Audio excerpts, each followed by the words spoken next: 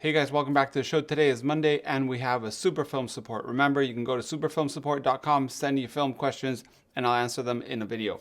So this time we have one from a Patreon who's asking, I recently bought a Rodenstock 150 Apo Sironar S and I'm having buyer's remorse. Is it really worth the money or should I get a cheaper 150 and spend the extra money on gear? So I already answered him by email, but I told him I would make a video.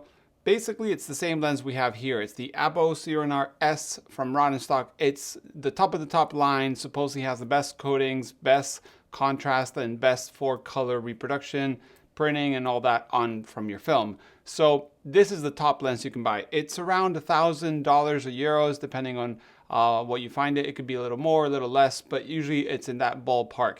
And this lens is amazing. And who is it for? It's for those people who really, really need the maximum quality.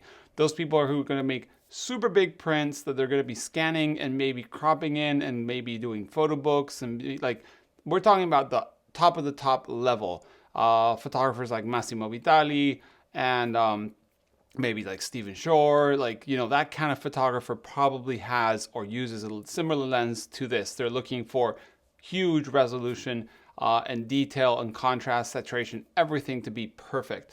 So for the average photographer, and I include myself, this lens is overkill. You are probably fine with the middle of the road, which is the same lens, the Apo Sironar N, and as in Nico, and that lens has a white ring on the outside and is actually really, really good, and probably everyone else that's not doing those extreme high-end projects that won't notice so much of a difference. So I told him, honestly, for the difference, one sells for 1,000, one sells for around 500. I would sell the lens and buy film, or buy maybe a different lens, or buy film holders, or buy developing and scanning, whatever you want to buy. I would put the money towards that. Of course, I have this lens because I decided I want to have the best of the best. I've used it maybe a couple dozen times. I should probably not have this lens, but I have a problem is every time I buy a lens, then I sell it and then I really regret it and then I want to buy it again and then I always pay more. So I have this lens. I barely give it, you know, the work it needs to be given, but it's really good. So for those people who are asking, and this happens all the time, and I made a video previously about it, I'll link it up here and on the show notes. But basically, this lens, everyone's like, oh, which lens is better? Fuji, Nikon, Rodenstock, Schneider, which one should I get? I always tell everybody if it's modern enough, they're all going to be pretty much really, really good. Fuji glass is superb. Nikon glass is superb. The Apo Schneider lenses are just as good as these are. So go ahead and choose whichever one, but the budget should go in proportion to your commitment to photography, large format especially. So if you're shooting an Intrepid camera, don't buy a lens like this.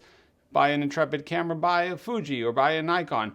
If you're shooting, I don't know, like a Chamonix, maybe you want to go to the Apo kind of versions, or maybe like make it proportionate. I always say, like, if you start with like the low end gear, doesn't mean your results are low end, but you know, get a lens that's there with your camera and equipment. If you're going to go for the super mega ultra Gitso carbon fiber, don't buy the cheapest camera. Like maybe get a normal set of legs and get a really good camera. Like it has to be average. So this lens, if I think for most people, is overkill. So I recommended him that he didn't need it. I think he went ahead and sold it.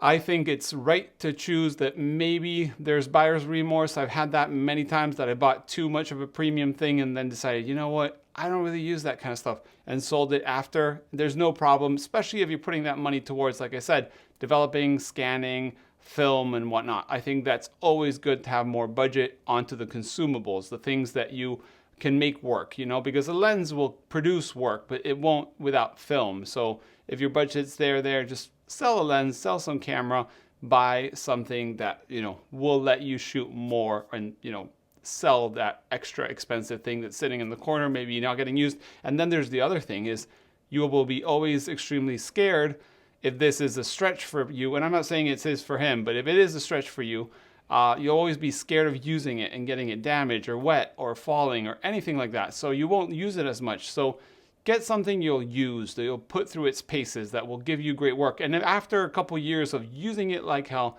you decide, damn, I really am improved a lot. I see the limitation of this piece of gear. Let me upgrade and upgrade. that's a great moment. So yeah, that's my opinion or super film support for this week. I know I've talked about this lens a couple of times, but honestly, a Patreon's asking, I gotta help out. And I think this is an important topic about maybe not always pointing to the best of the best, that the next second thing or third lens on the top is gonna be a very, very minimal quality difference if you even notice it. And you're shooting black and white, you're printing it yourself or scanning on an Epson scanner, you'll probably never ever notice. This is probably a lens that you will render differences on a drum scan or a huge enlargement in color, which I think barely anyone does anymore. So yeah, that's Superfilm for support for this week. Remember, superfilmsupport.com. And if you feel like donating, you can become a Patreon, or PayPal works enough. Or you can buy some prints at my print store. There's links below. Thanks for watching, guys. See you in the next one. Bye.